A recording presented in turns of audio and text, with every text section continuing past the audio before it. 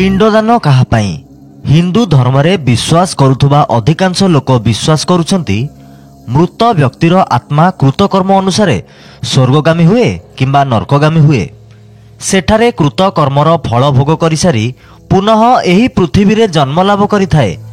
गरुड़ पुराण रे एहार विशद विवरणी करा जाइछि। सेही वर्णना अनुसार ब्राह्मण माने प्रचार करी कहती मनीष एही जन्म रे जेते कुकर्म करुना काहीकि तार मृत्यु परे जदि तार बंधु कुटुंब केतेक निर्धारित समय अनुसार विभिन्न कर्मकांड आदि करती ताहेले परलोकरे दंड मिलिबा परिवर्ते से स्वर्गलोक प्राप्त हुए। एहीपरि कर्मकांड मृत्यु दिवस ठारू प्राय 13 दिन पर्यंत खूब विधि संगत भावे पालन करा जाए एवं सबु कर्मकांड संपन्न हुए ब्राह्मण मानक द्वारा। ब्राह्मण मानकु सबु कर्मकांड पई भोजन दान दक्षिणा आदि दिया जाए। कर्मकांड गुड़िक भितरे प्रधान हेउची पिंडदान। पिंडदान नकले प्रथमतः मृत व्यक्तिर आत्मा अतृप्त रही मोक्ष प्राप्त हेबनी। द्वितीयतः से परिवार समस्त को नाना प्रकार पिशाच मानक जंत्रणा देवार भय रहिबो। एही दुईटी कारण प्रत्येक हिंदू को ब्राह्मण मानक उक्त सुनियोजित जाल रे छंदी हेबाकु बाध्य करे। फलरे लोक निजर सामर्थ्यरु अधिक परिमाण रे दान दक्षिणा मृत व्यक्ति उद्देश्य दे निजर आर्थिक स्थिति को विपन्न करती।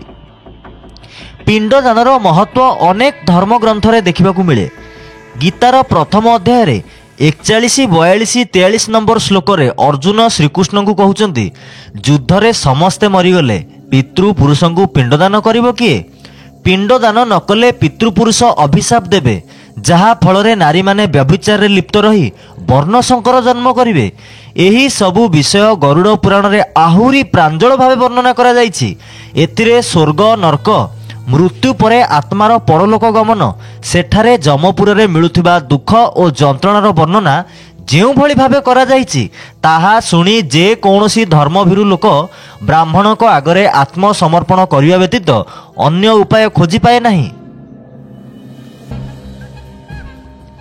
मृत्यु परे जदिओ घरे ही अधिकांश आनुषंगिक कर्मकांड समाप्त करा जाए तथापि पिंडदान और अस्थि विसर्जन पाई जदि गया काशी प्रयाग हरिद्वार पुरी जगन्नाथ धाम भली विभिन्न तीर्थस्थान गुड़ी को जाई समापन कले मृत व्यक्तिर आत्मा निश्चित भावे स्वर्ग प्राप्त हेबो।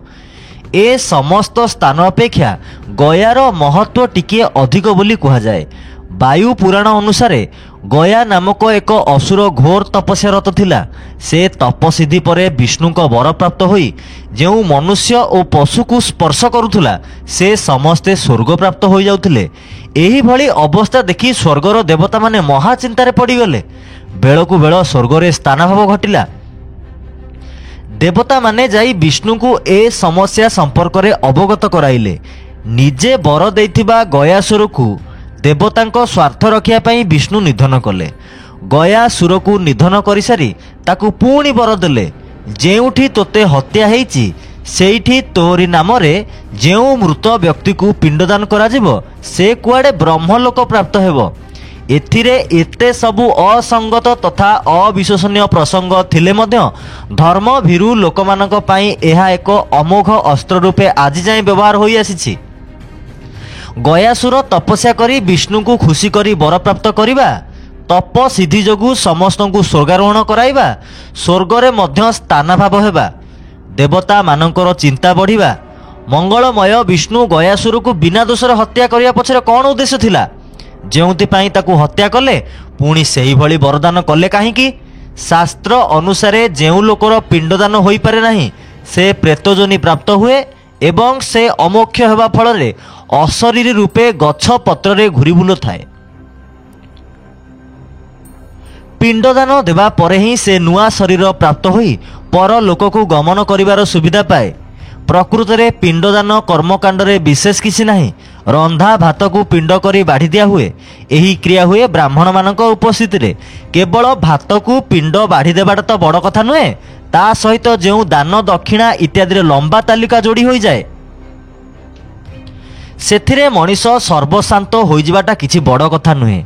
एहा जे कोनोसी तस्कर दलंकर पकेट कटा व्यवसाय ठारू किछि कम नुहे। ବିଭିନ୍ନ ତୀର୍ଥସ୍ଥଳ ଗୁଡ଼ିକରେ ପଣ୍ଡାମାନଙ୍କର ଏହି ଧନ ଲୁଣ୍ଠନ ଏକ ସୁନିୟୋଜିତ ରୋଜଗାର ପନ୍ଥା ହୋଇସାରିଛି। ପିଣ୍ଡଦାନ କରିବାକୁ ଆସୁଥିବା ଯାତ୍ରୀମାନଙ୍କୁ ବସ୍ ଷ୍ଟାଣ୍ଡ ବା ରେଳ ଷ୍ଟେସନରୁ ହିଁ ପଣ୍ଡାମାନଙ୍କର ଦଲାଲମାନେ ଆକ୍ରମଣ କରିବା ଆରମ୍ଭ କରିଦିଅନ୍ତି। ସେମାନେ ନିଜ ନିଜର ଶିକାର ଖୋଜିବାରେ ଖୁବ୍ ମାହିର। ଯଜମାନ କେଉଁ ଅଞ୍ଚଳରୁ ଆସିଛନ୍ତି ଏବଂ ଏଠିକା କୌଣସି ପଣ୍ଡାଙ୍କୁ ସେ ଜାଣିଛନ୍ତି କି ନାହିଁ ପ୍ରଥମେ ପଚାରି ବୁଝନ୍ତି। ଯାତ୍ରୀ ଯଦି ଆଗରୁ କେବେ ଏଠାକୁ ଆସିଥାନ୍ତି କିମ୍ବା ତାଙ୍କ ଅଞ୍ଚଳର ଲୋକମାନଙ୍କର ପୂଜାକର୍ମ କରୁଥିବା ପଣ୍ଡାଙ୍କ ନାମ ଓ ଠିକଣା ଆଣିଥାନ୍ତି ତେବେ ସେ ସିଧା ସେଠାକୁ ଯାଆନ୍ତି। ଯଦି ଯାତ୍ରୀ ନୂଆ କରି ଆସିଥାନ୍ତି ସେମାନଙ୍କୁ ପଟେଇବା ଦଲାଲମାନଙ୍କୁ ସହଜ ହୋଇଯାଏ। ସବୁ ପଣ୍ଡାମାନଙ୍କ ଘରେ ସାଧାରଣତଃ ଏକ ପ୍ରକାର ବଂଶାନୁଗତ ପୁରୁଣା ରେକର୍ଡ ଥାଏ ଯେଉଁଥିରେ ପ୍ରତ୍ୟେକ ଯାତ୍ରୀଙ୍କ ନାମ, ଗ୍ରାମ, ଜାତି, ବଂଶ, ଗୋତ୍ର ଏବଂ କେଉଁ ତାରିଖରେ ଆସିଥିଲେ ଇତ୍ୟାଦି ଲିପିବଦ୍ଧ ହୋଇ ରହିଥାଏ। ବିଶେଷ କରି ପ୍ରତ୍ୟେକ ତୀର୍ଥସ୍ଥାନର ପଣ୍ଡାମାନେ ଭାରତ ଦେଶକୁ ଭାଗ ଭାଗ କରି ପୈତୃକ ସମ୍ପତ୍ତି ଭଳି ନିଜ ନିଜ ଭିତରେ ବାଣ୍ଟି ରଖିଥାନ୍ତି। ତେଣୁ ଯେଉଁ ଅଞ୍ଚଳର ଯଜମାନ ଆସିବ ସେହି ଅଞ୍ଚଳର ଅଧିକୃତ ପଣ୍ଡା ମହାଶୟ ତାଙ୍କ ପୋଥିରେ ଯାତ୍ରୀଙ୍କ ପରିଚୟ ଓ ତାରିଖ ଲିପିବଦ୍ଧ କରି ଆସନ୍ତା ପିଢ଼ି ପାଇଁ ରଖିଦେବେ। ଏହା ଫଳରେ ନୂଆ ପିଢ଼ିର ଲୋକ ଯେତେବେଳେ ଆସି ଦେଖନ୍ତି ତାଙ୍କ ବଂଶର ବା ତାଙ୍କର ପୂର୍ବଜ ଆସି ଏଠାରେ ପିଣ୍ଡଦାନ କରାଇ ଯାଇଛନ୍ତି ତାଙ୍କର ଉକ୍ତ ପଣ୍ଡାଙ୍କ ଉପରେ ସମ୍ପୂର୍ଣ୍ଣ ଆସ୍ଥା ଓ ବିଶ୍ୱାସ ଜାଗ୍ରତ ହୁଏ। ଆମଠାରୁ ଅଧିକ ଟଙ୍କା ନ ନେଇ ସବୁ କର୍ମକାଣ୍ଡ କରାଇଦେବେ ବୋଲି ଭାବନ୍ତି। ଏଇଟା ପ୍ରକୃତରେ ତାଙ୍କର ସମ୍ପୂର୍ଣ୍ଣ ଭୁଲ ଧାରଣା। ପଣ୍ଡା ଯଜମାନଙ୍କୁ ଦେଖି କଥାବାର୍ତ୍ତା କରି ଜାଣିପାରନ୍ତି ୟାଙ୍କଠାରୁ କେତେ ଯାଏଁ ଧନ ଝଡ଼େଇ ହେବ। ପଣ୍ଡାମାନେ ସାଧାରଣତଃ ଯଜମାନ ସହିତ ପ୍ରଥମରୁ କେତେକ ନିର୍ଦ୍ଦିଷ୍ଟ କର୍ମକାଣ୍ଡ କରାଇବା ପାଇଁ ଦକ୍ଷିଣାର ପରିମାଣ ନିର୍ଦ୍ଧାରଣ କରିଥାନ୍ତି। ଯଜମାନ ଓ ପଣ୍ଡାଙ୍କ ଭିତରେ ସାମାନ୍ୟ ଦର କଷାକଷି ହୋଇ ଗୋଟିଏ ଅଙ୍କରେ କଥା ଛିଡ଼ିଯାଏ। ଏହି ଦକ୍ଷିଣାର ମୂଲ୍ୟ 2100 ଟଙ୍କାରୁ 21,000 ପର୍ଯ୍ୟନ୍ତ ହୋଇପାରେ। ତାପରେ ଯଜମାନ ଭାବେ ଯାହା ହେଉ ଆଉ ସମସ୍ୟା ନାହିଁ। କିନ୍ତୁ ଅସଲ ଖେଳ ଆରମ୍ଭ ହୁଏ ପିଣ୍ଡଦାନ ପାଇଁ ମୁଣ୍ଡନ କ୍ରିୟା ସରିବା ପରେ। ସେହି ସମୟରେ ଶାସ୍ତ୍ର ପଢ଼ି ଗୋଦାନ, ଗୋଗ୍ରାସ, ବ୍ରାହ୍ମଣ ଭୋଜନ, ମୁଣ୍ଡନ, ତିଳକ ଏମିତି ଅନେକ ପ୍ରକ୍ରିୟା ସେମାନେ ବାହାର କରନ୍ତି। ଯାତ୍ରୀ ବିଚାରା ସେ ସବୁ ପାଇଁ ଅଲଗା ଅଲଗା ଦକ୍ଷିଣା ଦେବାକୁ ବାଧ୍ୟ ହୋଇଥାଏ। ବେଳେବେଳେ ଯାତ୍ରୀଙ୍କ ପାଖରେ ଘରକୁ ଫେରିବା ପାଇଁ ମଧ୍ୟ ଅର୍ଥ ଅଭାବ ପଡ଼ିଯାଏ। ପଣ୍ଡାଙ୍କୁ ନିଜର ଆର୍ଥିକ ଦୁର୍ଗତି କଥା କହିଲେ ସେମାନେ ଅତ୍ୟନ୍ତ ଦୟାଶୀଳ ମନୋବୃତ୍ତି ପ୍ରଦର୍ଶନ କରି କୁହନ୍ତି, ଆଦୌ ଚିନ୍ତା କର ନାହିଁ, ତୁମେ କ'ଣ ଆମର ପରଲୋକ? ଯୁଗ ଯୁଗାନ୍ତରୁ ଆମ ସହିତ ତୁମ ପରିବାରର ସମ୍ପର୍କ ଲାଗି ରହିଛି। ବାକି ଖାତାରେ ସନ୍ତକ କରି ଟଙ୍କା ନେଇଯାଅ, ଘରେ ପହଞ୍ଚି ଟଙ୍କା ପଠେଇଦେବ। ଆପଣ ଭାବନ୍ତୁ ନାହିଁ ଯେ ଯଜମାନ ଘରକୁ ଯାଇ ଟଙ୍କା ନ ପଠାଇ ଚୁପ୍ ବସିଗଲେ ଚଳିଯିବ। ନିର୍ଦ୍ଦିଷ୍ଟ ସମୟରେ ଟଙ୍କା ନ ପାଇଲେ ପଣ୍ଡାମାନେ ତାଗିଦ କରିବେ, ତୁମେ କରିଥିବା ଶ୍ରାଦ୍ଧକର୍ମ ବିଫଳ ହୋଇଯିବ, ପିତୃପୁରୁଷଙ୍କ ଆତ୍ମା ମୋକ୍ଷପ୍ରାପ୍ତ ହେବ ନାହିଁ। ଏମିତି ଭାଷା ଶୁଣିବା ପରେ କିଏ ବା ଆଉ ଠକିବାକୁ ଚାହିଁବ? ପ୍ରାୟ ପ୍ରତିବର୍ଷ ପଣ୍ଡାମାନଙ୍କର ପ୍ରତିନିଧି ଦେଶର ବିଭିନ୍ନ ଅଞ୍ଚଳକୁ ବାକି ଥିବା ଟଙ୍କା ସଂଗ୍ରହ କରିବାକୁ ଗସ୍ତ କରିଥାନ୍ତି। ସେତେବେଳେ ଯଜମାନର ଟଙ୍କା ନ ଦେବାର ଆଉ ବାଟ ନଥାଏ, କାରଣ ନିଜ ସମାଜରେ ବଦନାମ ହୋଇଯିବେ। ଏପରିକି ପଣ୍ଡାଙ୍କ ଯାତାୟାତ ଖର୍ଚ୍ଚ ବି ଦେବାକୁ ପଡ଼େ। ଯେଉଁଠି ପିଣ୍ଡଦାନ ସହିତ ମୃତ ବ୍ୟକ୍ତିଙ୍କ ମୋକ୍ଷ ହେବାର ସିଧା ସମ୍ପର୍କ ରହିଛି ସେଠାରେ ପଣ୍ଡାଙ୍କୁ ଟଙ୍କା ନ ଦେଇ ବେଇମାନ କରିବାର ପ୍ରଶ୍ନ ଉଠୁନି। ଏହି ବ୍ୟବସାୟରେ ପ୍ରବୀଣ ହେବା ପାଇଁ ପଣ୍ଡାମାନେ ପିଲାଦିନରୁ ଏହି ବିଦ୍ୟା ଶିକ୍ଷା କରିଥାନ୍ତି।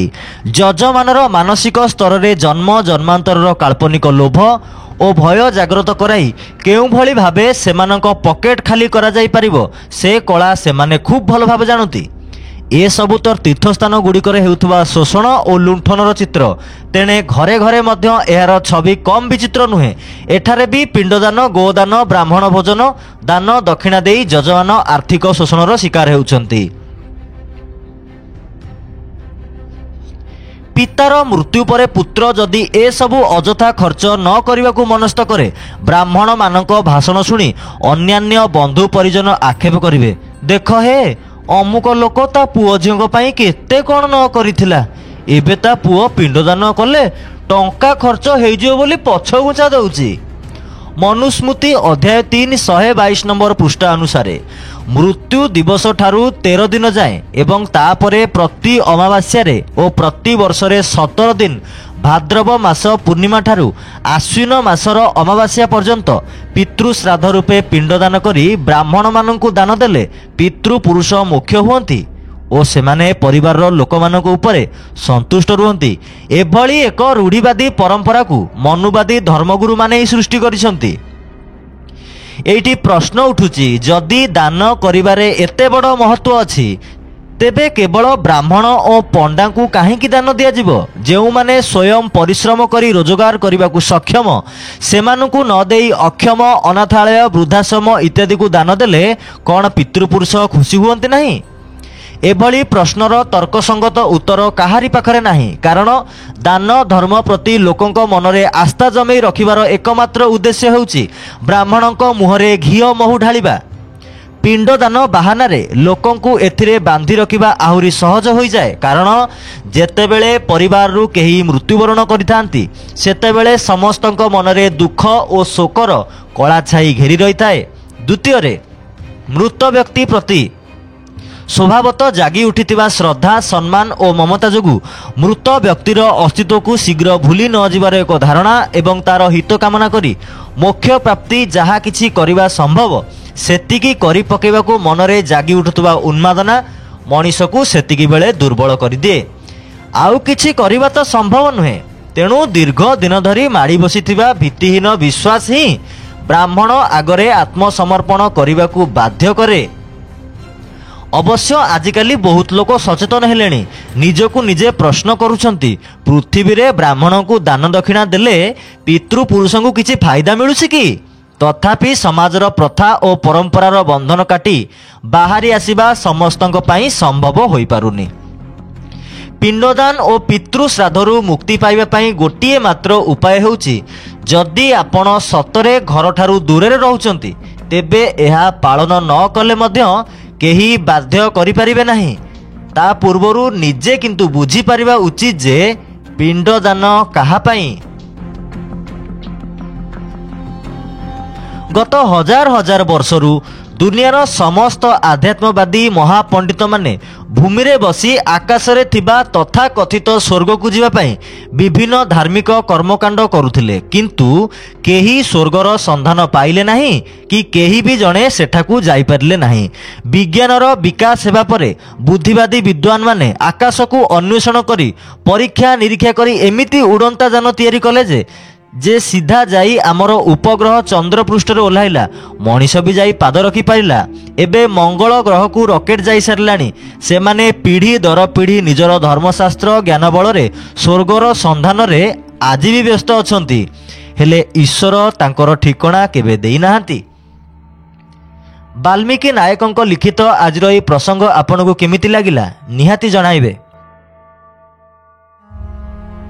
वीडियो भल लगिले लाइक करंतु, वीडियो को शेयर करंतु, कमेंट बॉक्स रे निजर मतामत दियंतु। नुआ वीडियो देखिया पाई चैनल को सब्सक्राइब करंतु, बेल आइकन ने क्लिक करंतु। देखा हेबो आउ एक नुआ शिक्षणीय वीडियो रे। नमस्कार।